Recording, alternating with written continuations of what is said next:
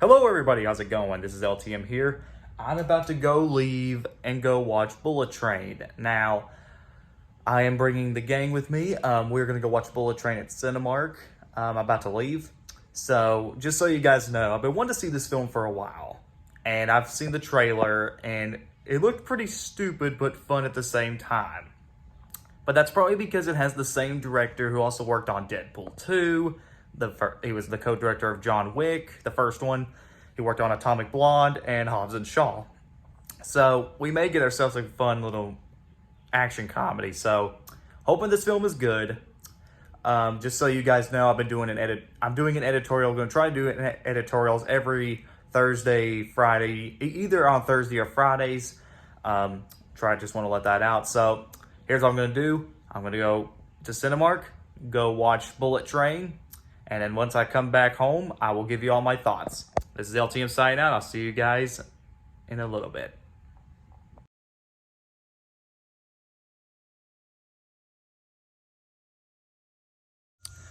Hello everybody, I am back. So I was really tired last night from watching the movie, so I decided to wait till tomorrow to go ahead and review this movie. But short story short, I really enjoyed this movie. I don't think it's great, it's got problems, but it was fun in a goofy action film, cheesy sort of way. So Bullet Train stars Brad Pitt, who's this guy, or I don't know, they don't really explain if he's an agent or some sort of con artist or something. He's basically this guy who's going on this trip to another place, and basically he finds this suitcase that has this full of money in it. But then there's also this subplot involving two guys who murders a lot of people, and basically they have the case. And there's another subplot involving a woman who wants that case, and is basically involving a samurai. There's a lot going on in this movie. The movie's very complicated. I would have wished if it just focused on Brad Pitt and his character, and everybody else just leave the other stuff alone. But this movie has a lot of world building in it, and it involves a lot of character. Yeah, so the film was very complicated. I had a really hard time following it.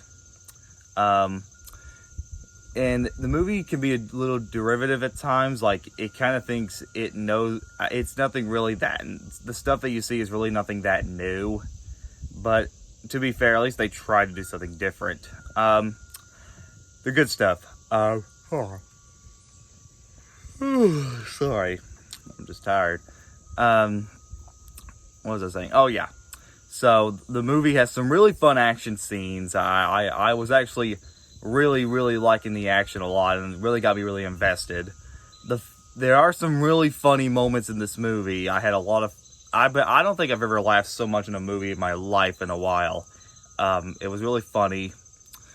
The characters, like I said, I would have wished if some were less focused on, and just focused on Brad Pitt's character, because technically he's the main focus. But that's just me.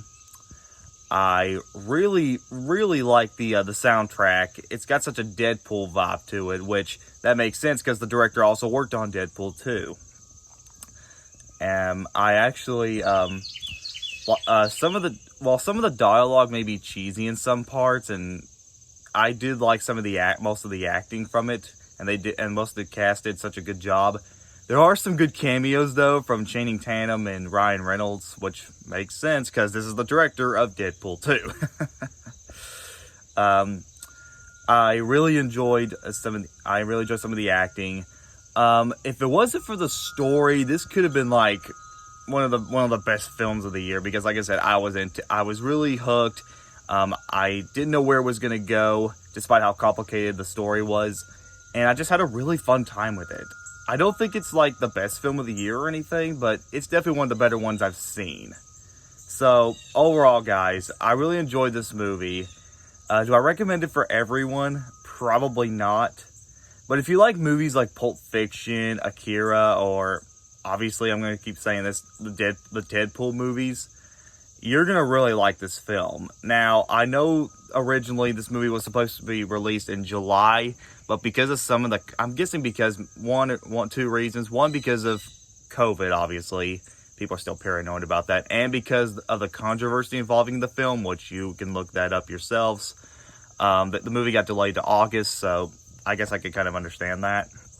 So, overall, I enjoyed this movie.